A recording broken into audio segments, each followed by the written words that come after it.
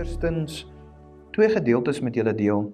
En ek dink baie keer ons lê nie genoeg klem op die grootheid van wat dit beteken as die Here mense in die kraal hierdie plaaslike gemeente byvoeg nie.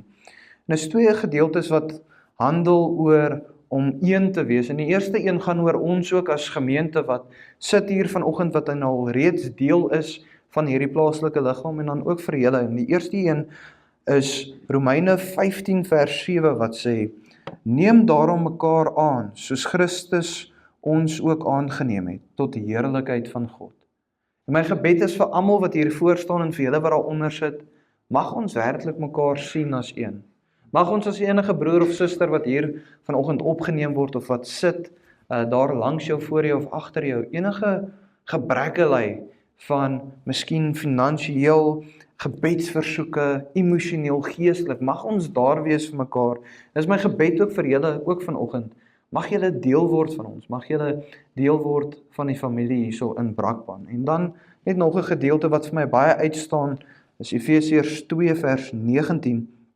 En hoor hoe mooi stel die skrywer dit wat gebeur het by redding, maar ons kan sê redding, doop en dan ook die een word by 'n gemeente. Wat sê, so is julle dan nie meer vreemdelinge en bywoners nie, maar medeburgers van die heiliges en huisgenote van God. So kom ons sluit die oë en dan dra ons hulle net op aan die Here en dan sal ek net julle sertifikaatjies uitdeel en dan kan ons voortgaan. Kom sluit die oë. Vader, wat so groot voorreg is dit nie vanoggend om saam met my boeties en my sissies hier voor te staan wat ook in geloof u volg en ook in gehoorsaamheid nou tot die punt gekom het om ook deel te word van hierdie gemeente, liewe Heer.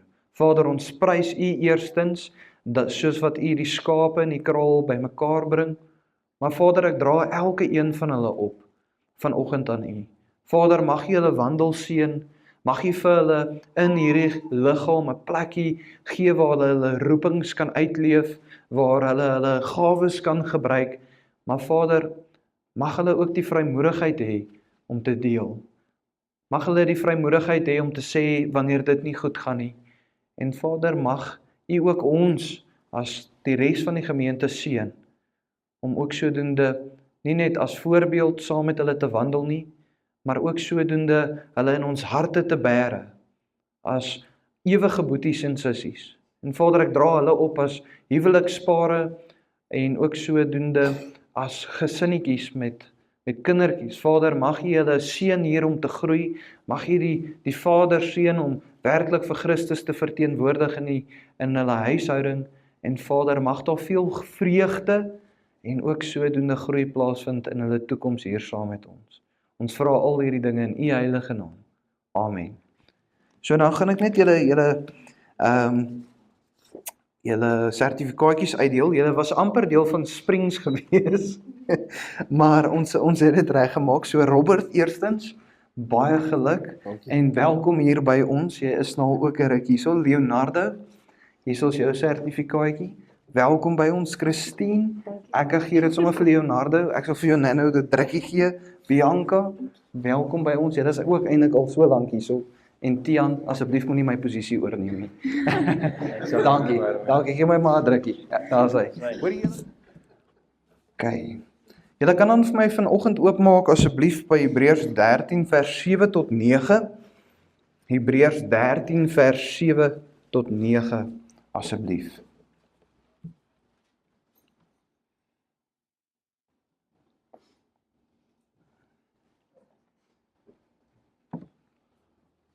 Hebreërs 13 vers 7 tot 9, voordat ons lees, kom ons nader na die Here in gebed en dra ook die diens op aan hom.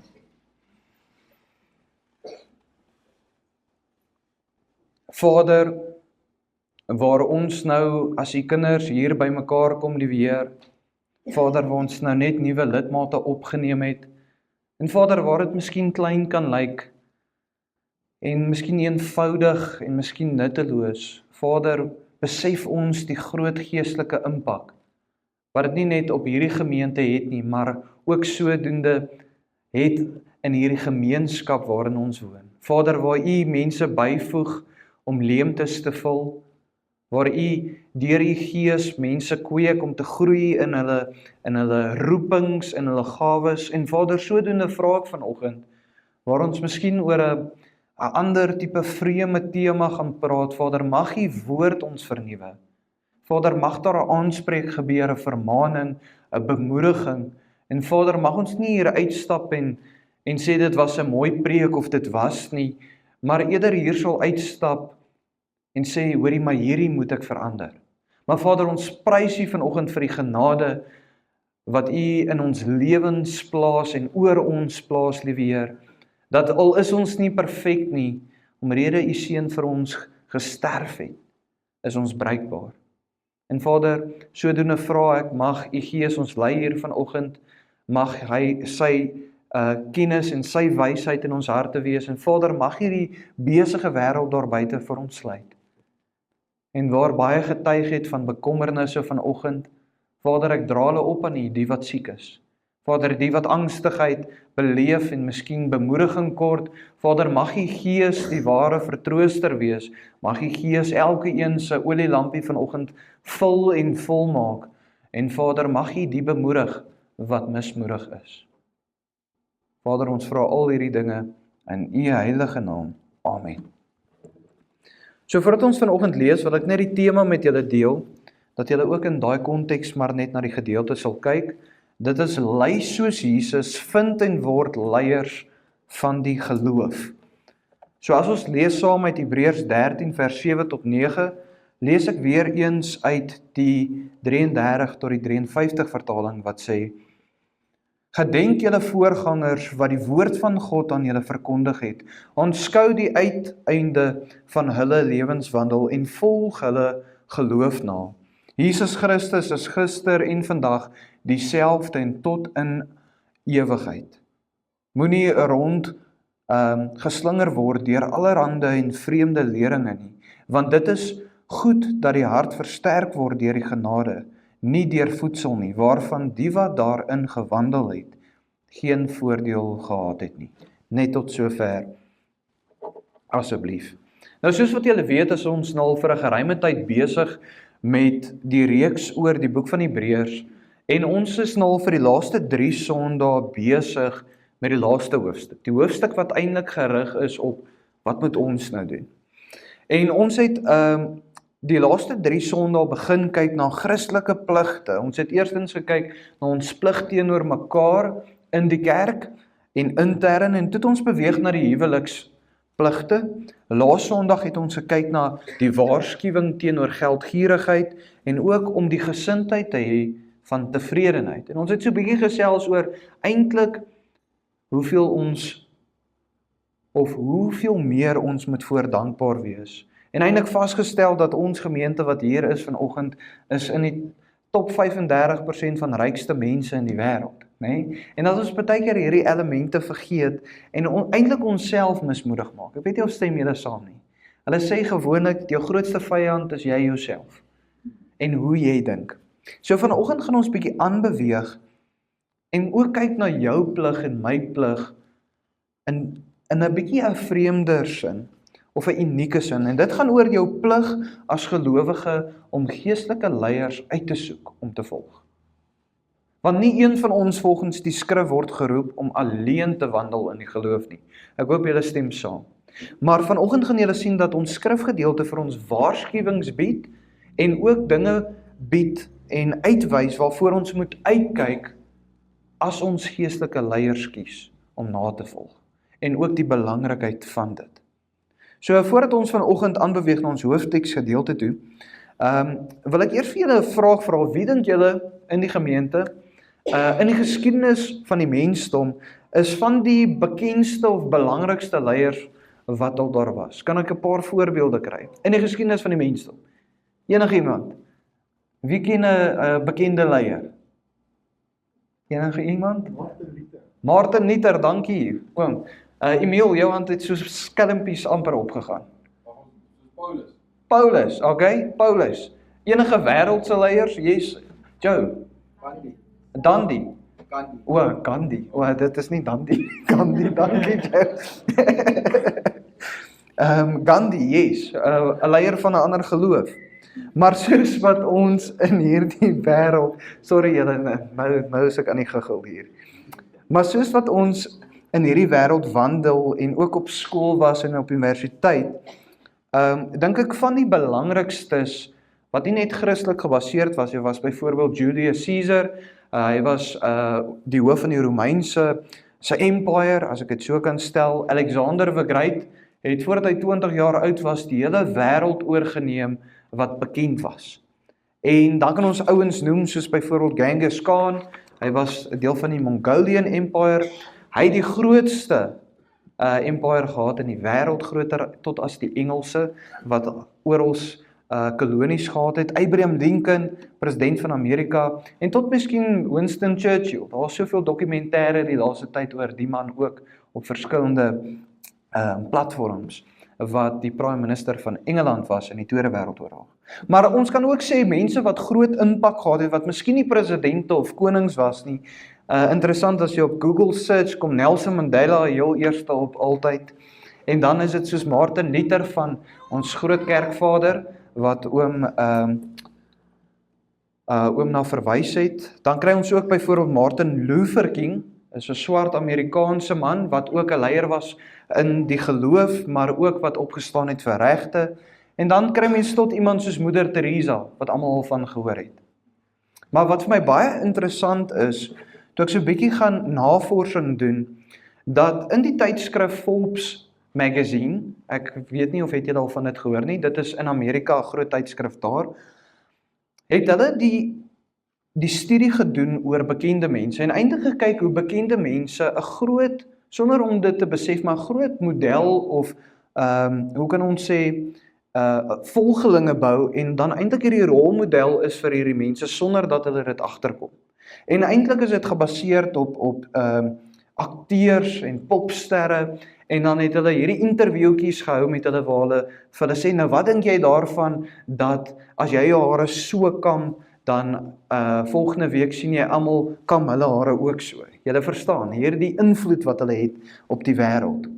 En meeste van hulle het gesê, hulle soek dit nie. Hulle wil nie hê iemand moet hulle naaap eintlik nie.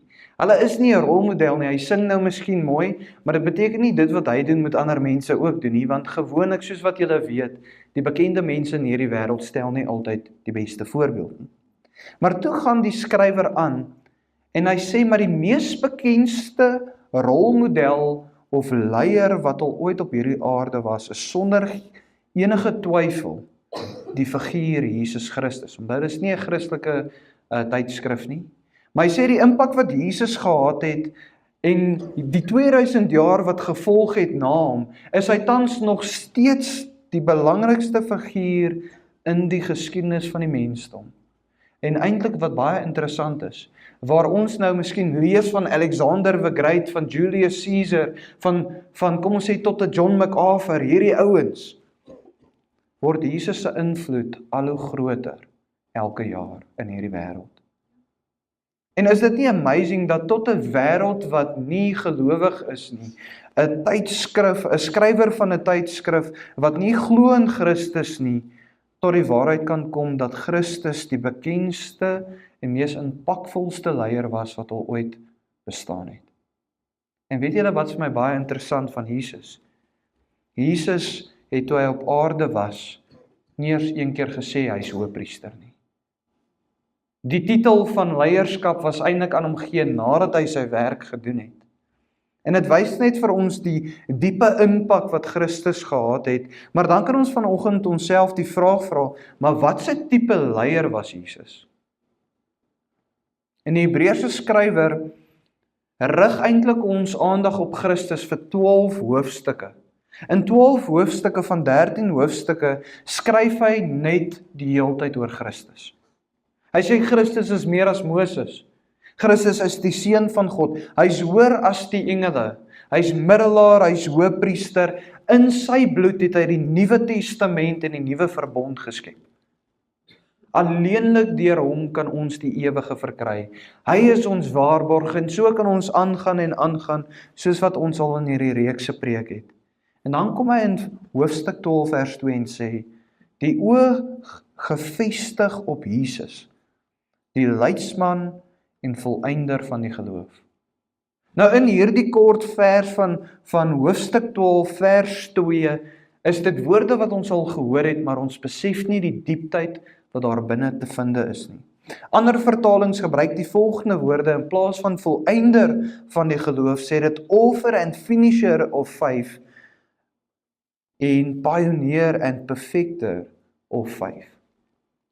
Nou in die vers sien ons dat die doel en mikpunt, as ek dit so mag stel, van Christus was aan die kruis en op aarde om die wat hom volg en wat in hom glo te bring tot by sy Vader, maar hoe? Deur geloof.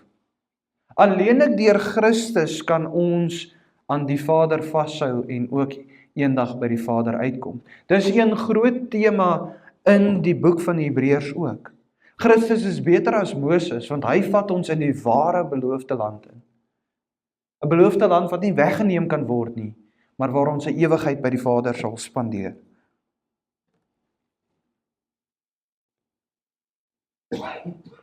Die ander vertaling sê, hy is die author, leidsman, pionier van die geloof. Wat beteken pionier? Voorloper.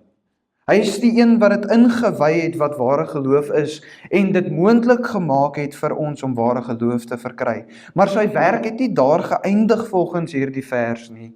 Hy is ook die volëinder, perfector en finisher van ons geloof. Verwysend, hy het dit nie net gestig soos Mohammed die moslemse geloof gestig het nie. Christus het niks gestig nie, want aan wie moet ons glo om hemel toe te gaan? Aan wie? Jesus. Nee? Jesus is die geloof, Jesus is die woord van God, Jesus is die sleutel van die Ou en die Nuwe Testament. In hom het hy tot die geloof perfek gemaak. Volmaak gemaak. Die skrywer van Hebreërs verwys gereeld terug in die boek na die Israeliete wat nie die geloof gehad het om vas te hou aan hulle evangelie nie. Hulle evangelie volgens die skrywer was die goeie nuus wat Moses gebring het. En wat was dit? Dat God vir hulle na die beloofde land toe wil vat. Maar hulle kon nie daaraan vashou nie, want die geloof wat hulle verkry het was nie perfek nie. Hulle het nie die geloof gehad wat ons vandag het nie, wat ons verkry deur die Gees nie. En weet julle wat's amazing, net voordat ons aanbeweeg, hierdie geloof kom nie uit die vlees uit nie, maar is die eerste ding wat die Gees vir ons gee wanneer ons tot redding kom, sê die skrif. So tot dit wat jy het in jou hart om vas te hou aan hierdie waarhede van Jesus en om hoop te hê eendag wanneer jy op jou doodsbed lê, kom nie eers van jouself af nie. En weet julle hoe amazing is dit? Want weet julle wat? Omrede dit nie van jouself afkom nie, kon jy nie verkeerd gewees het nie. Omrede dit nie van jouself afkom nie, hoef daar nie twyfel te wees nie. Want ek weet nie van julle nie, maar meeste dinge wat in my vlees en in my lewe gekweek word deur my hande, is gebroke.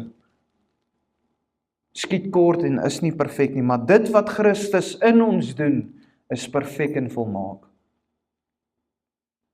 Nou wat vir my baie interessant is, die woord volëinder in Grieks, en verskoon my uitspraak van hierdie woord, is teleuten.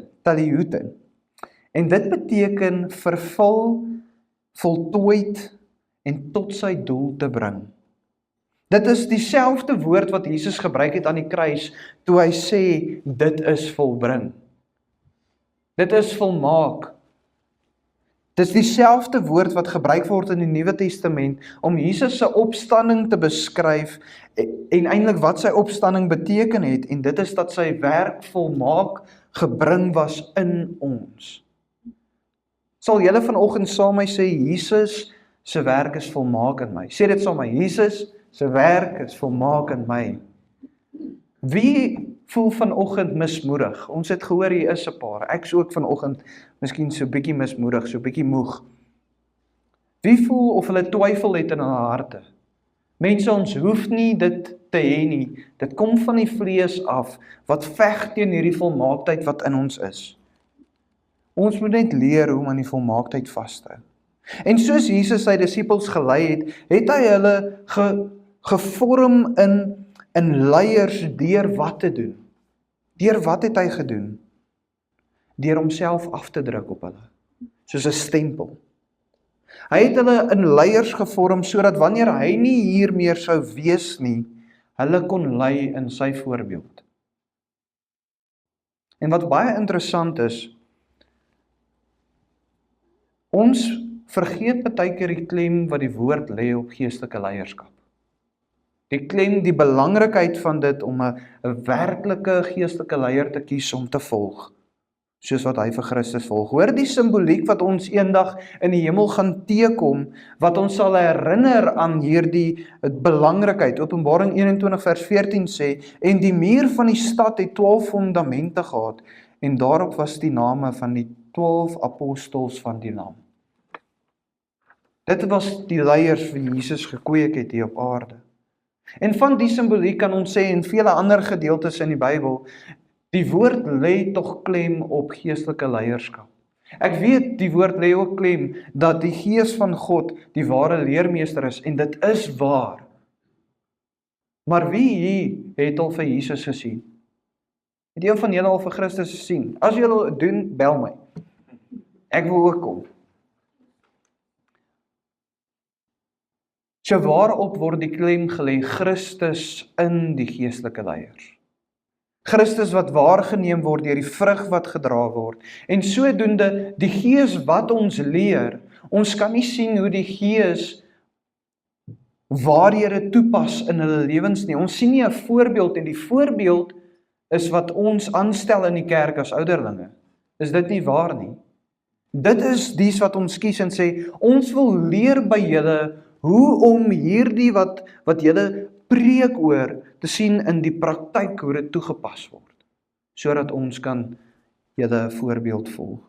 Nou as ons dan vanoggend dan aanbeweeg na die vraag, maar na wat moet ons uitkyk as ons geestelike leiers wil kies, kan ons eerstens verwys na ons hoofteksgedeelte dat daar 'n bevel is. Vers 7 sê, gedenk julle voorgangers.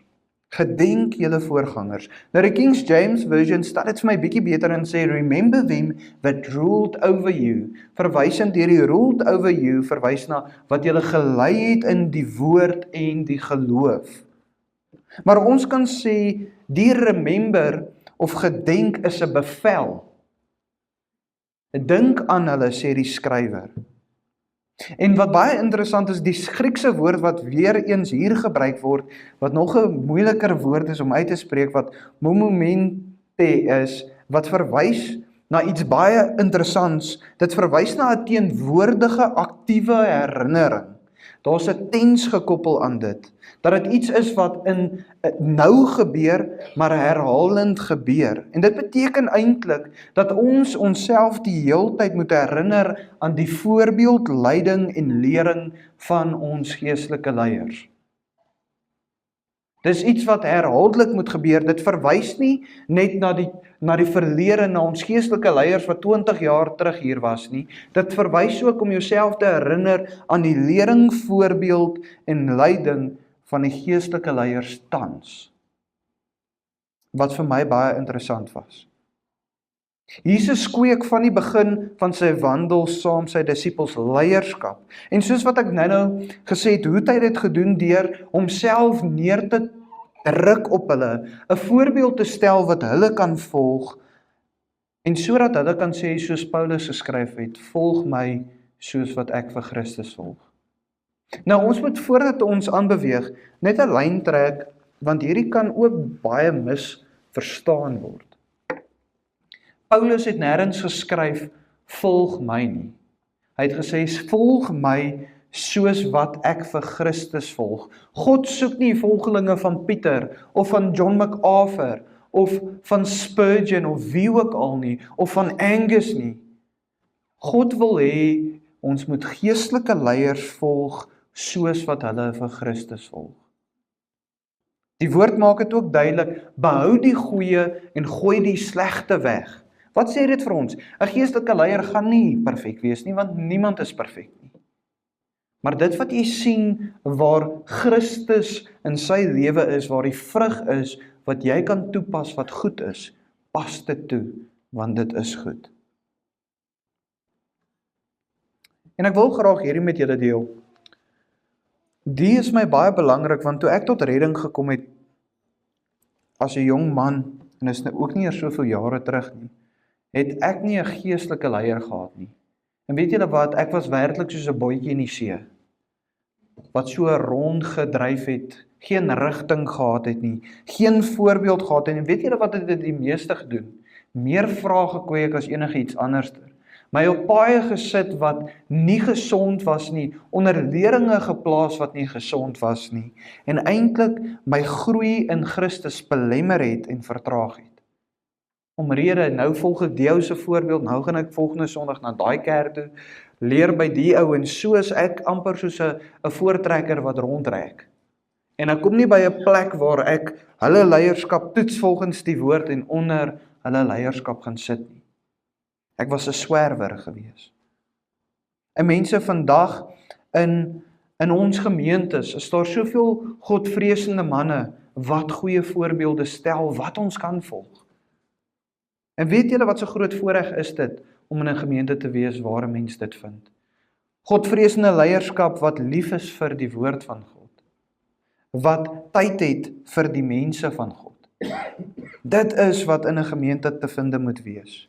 So eerstens sien ons vanoggend dat daar 'n bevel is om jouself te herinner aan die lering en wandel en voorbeeld en leiding van die leierskap, maar kan ons nie sê ook 'n bevel, die woord gee ons 'n bevel om ook leierskap te soek nie.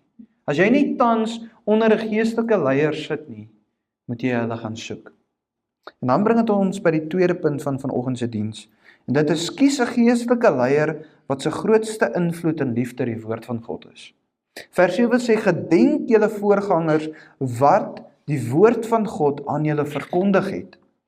So die heel eerste vereiste as jy kyk na 'n leier in die kerk, is dit moet 'n leier wees wat God se woord as kaart gebruik en God se gees as kompas gebruik om die kaart te verstaan.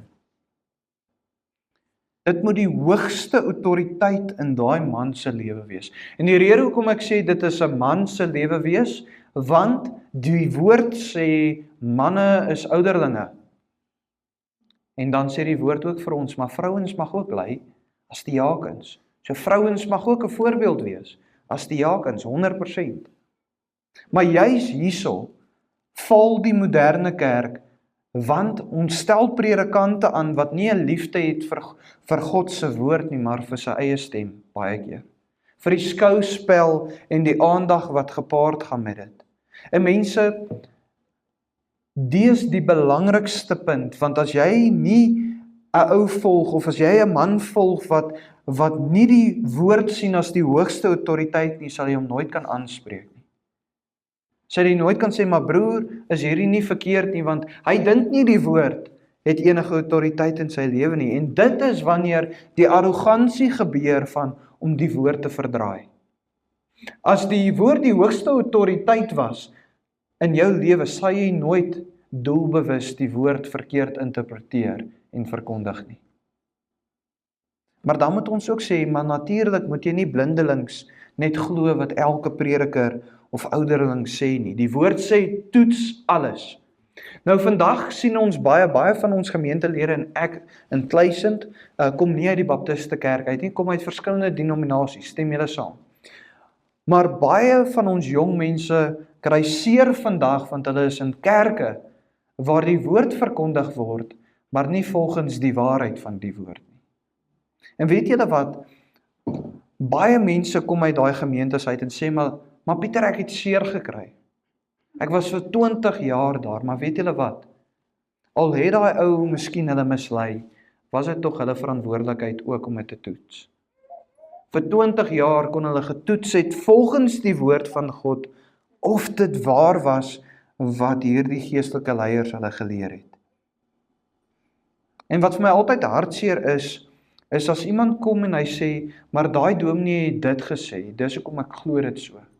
Weet julle wat? Jy moet glo wat die woord vir jou sê. Die dominee kan dit vir jou verduidelik op 'n beter manier en bietjie wysheid gee, maar ons moenie Christene wees en in Christendom kweek in die gemeente wat aanhangers is van 'n prediker nie.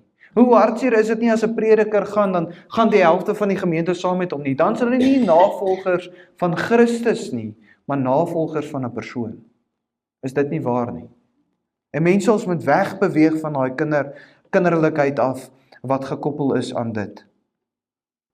Wat vir my baie interessant is, een van die mees bekendste gedeeltes waar die gemeente of 'n groep mense Paulus se woorde getoets het, vind ons in Handelinge 17 vers 11 wat sê, en hierdie mense was edelmoediger as die in Thessalonika. Hulle het die woord met alle welwillendheid ontvang en elke dag die skrifte ondersoek of hierdie dinge so was. Mense, as Paulus se woorde getoets was, hoeveel te meer moet julle nie myne nie? Hoeveel te meer moet ons nie huis toe gaan en gaan ondersoek instel of is dit waar nie? Hoeveel valshede wat jy al agtergekom het in jou lewe waarin jy vasgehou het van Christendom, was daarom rede jy dit net nie in die begin getoets het nie. Ek hoop julle stem saam met my. Maar nou is my vraag op hierdie punt, hoekom toets ons dit nie? Hoekom toets ons nie die woorde wat aan ons verkondig word nie? Wie kan miskien vir my vanoggend 'n rede gee? Robbie? Nie genoeg kennis nie, 100%. En hoekom het ons nie genoeg kennis nie? Want ons ken nie die Bybel nie, en ons maak nie tyd daarvoor nie. Is dit nie waar nie? Luigheid. Luigheid maak dat ons op punte kom waar ons leerstellings aan vashou wat nie Bybels is nie, want ons toets dit nie. En dan wil ek net op hierdie punt ook noem. Op hierdie punt van, dis nou maklik om te sê, ons moet 'n Bybelse gedrewe leier soek en al hierdie dinge. Maar weet julle wat sien ek vandag ook raak in die kerke? En as 'n jong prediker was dit vir my baie moeilik in die begin met hierdie, is dat hoe min veral godvreesende manne in die kerk, hoe min hulle onderdanigheid het. En ek hoop vandag spreek dit my hart ook aan, want ek glo baie mans en elke man sukkel nou en dan met onderdanigheid. Waar jy sê, wie is hy om vir my te sê? Julle weet waarvan ek praat. Maar weet julle waarop kom dit neer? Dit kom neer op dat jy nie onderdanig is teenoor die Here nie en sy woord nie. As iemand jou aanspreek met die woord, of hy so klein is of so groot is, of hy 'n John MacArthur is of 'n Spurgeon is of 'n ou Pieter hieronder, mense, die woord spreek jou aan, nie die persoon nie. En ek dink ons het in hierdie rigting beweeg, dat wanneer ons aangespreek word, hou ons nie daarvan nie. In die Nuwe Testamentiese kerke sien ek eintlik die teenoorgestelde. Opgewondenheid, want nou weet ek kan aan iets werk, oor iets bid, en die Here praat met my vanoggend met sy woord om te sê, hierdie is 'n onegtheid in jou lewe, maar my seun wat gekruisig was vir jou, nader hom, nader my, vra vir hulp, vra vir suiwering, vra vir verandering en vra vergifnis. Mense, dis juis hoekom ons in die kerk is. En dan, net voordat ons aanbeweeg, mense na wie jy luister en na wie jou kinders luister, is baie belangrik. Vandag in die moderne wêreld is dit nie net die kerk waar jy lering verkry nie, en jy het almal die hê asseblief die vrymoedigheid, gaan lees boeke, gaan luister ander preke, maar gaan toets dit. Gaan toets wat die ou sê oor YouTube of in die video. Moenie net blindelings dit volg en sê dit is waarheid nie. En dan net heel laastens op die waarheid woordpunt is hierdie verwys nie dat ons teologies oor alles moet saamstem nie. Julle weet, die wat by die Bybelstudie was, daar soveel verskillende sienings is, byvoorbeeld oor die eindtyd. Maar op wat kan ons nie verskil nie? Op die fondasie van ons geloof. Wie Jesus is, dat hy die seun van God was, dat hy ten volle mens, ten volle God was, dat hy gekruisig was vir ons, gesterf het, die dood oorwin het en opgevaar het hemel toe. Oor dit kan ons nie verskil nie. As iemand nie dit preek nie, kan jy sê, ek hoef nie onder hom te sit nie. Maar mense, ons kan ook nie op elke klein teologiese verskilletjie sê, hierdie dominee, nee, ek gaan uitstap nie. Want weet julle wat? Daar is soveel sienings omrede die gebroke kennis. Omrede ons nie perfek ooit die woord ten volle gaan verstaan nie. Maar wat belangrik is, en ek noem dit weer, elke vers en elke hoofstuk en elke boek het een bedoeling. Ons kan nie meer wandel as gelowiges en sê, ek kan die woord interpreteer soos wat ek wil nie. Yes, jy het die vryheid daarvoor. Maar as jy te sê jou interpretasie is reg nie. Dit was geskryf met een doel. En dit bring ons by die volgende punt. Kies 'n leier wat lei in voorbeeld en karakter, nie met nie net wat 'n lekker kuier bring of lekker gesels of 'n persoonlikheid het waarvan jy hou of die regte stem het vir prediking nie. Vers 7 gaan aan en sy aanskou die uiteinde van hulle lewenswandel. Mense, die wêreldse standaarde van wat ware karakter is en goeie karakter daal jaarliks en kom ons sê daagliks. Het julle al gesien hoe die jong mense vandag respek het? Absoluut geen respek het nie. Jong seuns kyk jou nie eers meer in die oë as jy met hulle gesels of hulle groet nie. Of hulle steek nie eers hulle hand uit om jou hand of jou blad te skud nie. Mense, juis vir die rede moet jy so oplettend wees met geestelike leiers, dat dit wat hy preek in lyn sal wees met dit hoe hy leef. Hierdie is die aspekte wat 'n gemeente so seer kan maak, en ook dies wat die leiers volg. Ek glo elke persoon wat hierso weet, dat wanneer 'n geestelike leier val in karakter, kry daar baie mense wat onder hom is seer. En gewoonlik word hulle gedwing om kant te kies staan.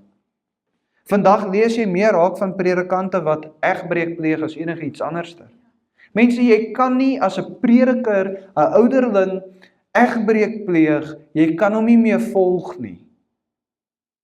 Daar's 'n karaktersfout wat plaasvind, dit 'n lewenswandelfout. Daar is genade, natuurlik vergifnis. Maar daar's iets anderster aan 'n amp as om in die kerk te wees. Die amp moet altyd beskermd word, terwille van die volgende ouens wat ook in die toekoms in die amp gaan staan.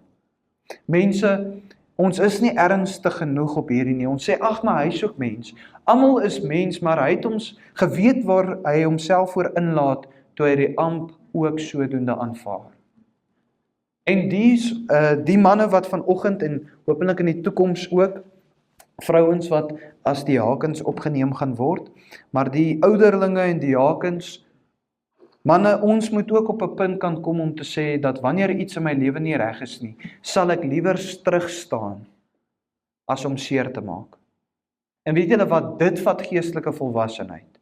Want waar is altyd die bekleierery as iemand nie wil terugstaan nie? Want die ego en die hoogmoedigheid is te groot. Dis my amp. Dit is nie. Niemand sal ooit dit kan verdien om as 'n amptsdraer te staan in 'n gemeente nie. Elke een van ons is imperfek. Maar mense, as ons nie strenger word met hierdie nie, maak ons deure oop vir seer kry in die toekoms. En dan kan ons vir onsself vra wanneer ons na geestelike leiers kyk, hoe lyk hulle lewenswandel? Wat se vrug dra hulle? En dit is hoekom Paulus jy sê, volg my soos wat ek vir Christus volg. Omrede Christus afgedruk was op hulle. Maar weet julle wat vir my baie interessant in ons geloof? Ons volg vir Christus wat 2000 jaar terug geleef het. En Christus het daai afdruksel beskerm al vir 2000 jaar. Dat ons ook vandag in kerke kan sê, ek volg daai man soos wat hy vir Christus volg. In dit is daar 'n wonderwerk. En ek hoop julle besef dit. Ek hoop julle besef dit dat ons op 'n onbeskryflike manier en onverstaanbare manier gered is, maar tot leierskap, die gawes wat in gemeentes is, dis behoort om ons harte te vul met vreugde en ons velle te vul met hoendervleis, soos wat die Here se genade oor ons is. Maar mense, die karakter en lewenswandel van 'n leier moet in lyn wees met wat hy preek. En wat leer dit dan vir ons? As hy 'n goeie prediker is, maar sy lewe is nie in orde nie, sy karakter is nie volgens dit wat hy preek nie, kan hy nie hier voor staan en preek nie. So eenvoudig soos dit. En moenie vanoggend dink ek sê hierdie goeters omrede ek die perfekte voorbeeld nou is nie. Maar mense, ons moet juis begin aandag plaas op hierdie dinge. Dan vers 7 beweeg aan en sê, volg hulle geloof na. En hierso was vir my dit baie interessant. Die Griekse woord wat gebruik word vir volg is mimeomai, wat beteken om te volg, na te volg, te imiteer of na te boots. Die King James gebruik die woord mimic their faith. Dis 'n sterk woord wat gebruik word. En ons hou nie van hierdie aspek nie, maar eintlik sê dit vir ons dat ons geestelike leiers moet naboots, imiteer soos wat hulle leef. Want wat beteken kennis? Robbie het nou 'n goeie punt daar agter en ook Bianca het voorgesê dat ons nie dinge kan toets nie omrede ons nie kennis het nie. Dit is waar. Maar weet julle wat doen kennis absoluut niks vir jou nie? As dit kennis is wat jy het wat jy nie toepas nie. Dit is absoluut niks werd vir jou nie. En juist vir daai rede is hoekom ons geestelike leiers volg, is sodat ons kan sien hoe die waarheid toegepas word in die praktyk van die gemeente. En dis hoekom ons is nie navolgers van John MacArthur of Angus of Pieter nie, maar van hoe hierdie manne vir Christus volg. Hoe hulle vir Christus imiteer in hulle lewens. En tans wil ek dan vir jou vra op daai punt, wanneer laas het jy na 'n leier gekyk en gesoek vir die vrug sodat jy dit kan volg? Sien julle eintlik hoe blind is ons vir hierdie aspekte? Ons kom kerk toe, daar's 'n lekker preek, miskien is vanoggend nie so interessant soos altyd nie, en ons kom hiernatoe, en eintlik die belangrike aspekte van hoe om hierdie dinge toe te pas, let ons nie op nie. En dis hoekom die moderne kerk, soos die Prosperity kerke en al hierdie kerke, wat doen hulle? Hulle trek die aandag af van die voorbeeld. Hulle het hierdie skouspel wat voorgebeur, of vrouens wat hulle in ouderlingskap insit, wat nie Bybels is nie, en dan sê ons maar volg hulle. Volg hierdie ouens wat onder die verhoog uitspring. Ons het daarom, ek weet nie of het Willem al onder die verhoog uitspring, behalwe toe hy gedoop was, op die verhoog. En hulle het al hierdie rook en musiek, en ek sê daar's niks fout met dit nie, maar dit trek die aandag af van die prediker se lewe. Die prediker gaan terug huis toe en vlieg in sy vliegtuig rond, en breek pleeg en gaan net aan en rebelleer in sy lewenswandel teenoor die woord, maar dis juis wat hulle doen. Hulle stel hierdie voorbeeld van as jy my volg, dit is wat jy gaan verkry by die Here. As jy my volg, gaan jy rykdom verkry, gaan jy daai verhoging verkry by die werk. As jy jou 10de gee vir hierdie gemeente, gaan God 10 keer meer teruggee vir jou. Mense, al hierdie dinge is uit konteks. Gebruik Ou-testamentiese verse veral om dinge in te stoot in hulle prediking, om te sê, maar die Here wil jou seën met nog meer finansies. Maar wat in teenstryd die Nuwe Testamentiese skrywers kom en sê, moenie skatte bymekaar maak hier op aarde nie, maar in die hemele.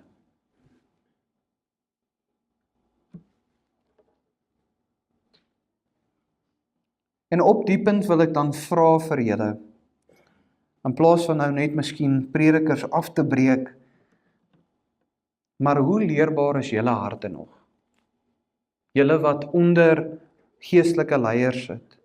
Want ek dink een van die grootste dinge wat gebeur as jy seer kry in 'n gemeente, deur jou hart wat verhard word jou hart nie net verhard natuurlik teenoor die mense, maar teenoor God ook, maar daai leerbaarheid gaan weg.